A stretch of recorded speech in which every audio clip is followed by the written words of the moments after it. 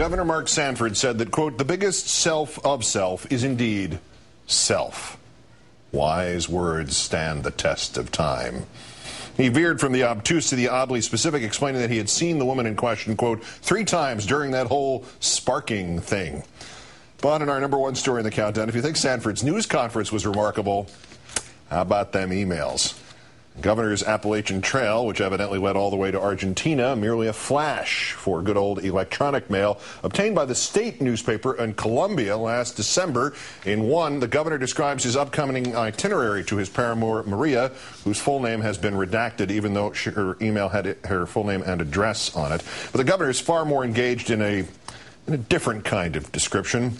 Governor Sanford, Thursday, July 10th, 2008, quoting, as I think I had told you, taking the family to China, Tibet, Nepal, India, Thailand, and then back through Hong Kong on whirlwind tour. The following weekend, have been asked to speak out in Aspen, Colorado with McCain, which has kicked up the whole VP talk all over again in the press back home. You have a particular grace and calm that I adore. You have a level of sophistication that's so fitting with your beauty. I could digress and say that you have the ability to give magnificent, gentle kisses, or that I love your tan lines, or that I love the curve of your hips, the erotic beauty of you holding yourself, or 2 magnificent parts of yourself in the faded glow of the night's light. But hey, that would be going into sexual details. 3, and finally, all the things above are all too true. At the same time, we are in a hopelessly, or as you put it, impossible, or how about combine and simply say hopelessly impossible situation of love.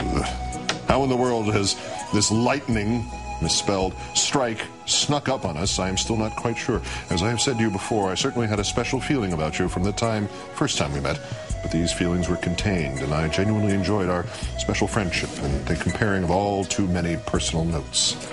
Lastly, I also suspect I feel a little vulnerable because this is ground I have certainly never covered before. So if you have pearls of wisdom, my God, pearls of wisdom on how we figure all this out, please let me know.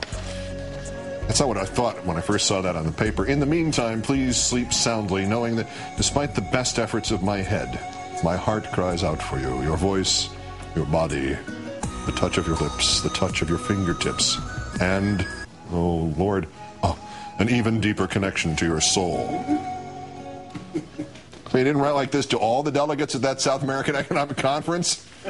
Now, Maria corresponded as well in an email which may have provoked that lengthy response from the governor. She wrote on July 9th, 2008, quote, you are my love, something hard to believe even for myself, as it's also a kind of impossible love, not only because of distance but situation. She sounds remarkably like he does in this version. Sometimes you don't choose things, they just happen. I can't redirect my feelings, and I'm very happy with mine towards you. Let's bring in Christian Finnegan, comedian and commentator at large. Christian, good evening. Hola, Keith. All right, steady. Last night I had said, look, the Appalachian Trail story happening that it coincided with Naked Hiking Day, it had better be true, because what on earth could be so bad that would be a cover story? So now we know what could have been worse than that as a cover story? Yeah, if one thing is clear, is that this is definitely Mark Sanford's first affair, because no experienced Lothario would have played it this badly. There are junior high kids trying to get to third base that have more of a plan than this guy. You know, you think you can just disappear off the face of the earth for 6 days and no one's going to care or notice? You're governor of South Carolina, not the chairman of the RNC. Now listen, I have to say, having read these things, on a human level, those of us who are lucky in life, we have had these feelings, or we get them, or we seek them. I don't want to deprecate the feelings here, but, you know, if you want to disappear with the love of your life, if this really is the way you feel, isn't the correct sequence is you resign as governor first, and then you disappear with her into the vast, wild pampas of Argentina, not some other way around, or try to keep both the wild world of Argentina and, oh, by the way, governor of South Carolina. This is not the way to do it, correct? Why, yes, Keith, I do believe that's the way a true gaucho would handle things. It's too late for that, but I think now that these emails are out, I don't think he has any other choice but to run away with this woman, because at least then he becomes sort of like a martyr, a tragic figure. You know, he gave up the presidency for love. And as we all know, Latin chicks love that stuff. Well, that was the King of England in the 1930s. I mean, it was I can't without Mrs. Simpson, without the support of the woman I love. I mean, you're absolutely right. There actually is a political out for him. Absolutely. Provided he leaves the country, though. It's like a Woody Soon-Yi situation. They didn't leave the country. No. I saw them a couple of weeks ago. By the way, the fact that Sanford was writing these love letters while he thought he might be considered as the vice presidential nominee, that didn't cross his mind as a potential problem. Like, the vice president is missing. We think he's in Argentina for the 9th time this month. I love how he slipped that in there. He's like, and then there's this stuff about me maybe being vice president. It's like, dude, she's already into you. Stop working so hard. But yeah, I don't know. I don't know if I know these dates exactly, but didn't this email correspondence happen right around the time of the John Edwards debacle? I mean, I would have loved to have heard some of the conversations between him and his fellow Republicans. Like, hey, can you believe this John Edwards? Yeah, what a fraud. Drink take. That's yes.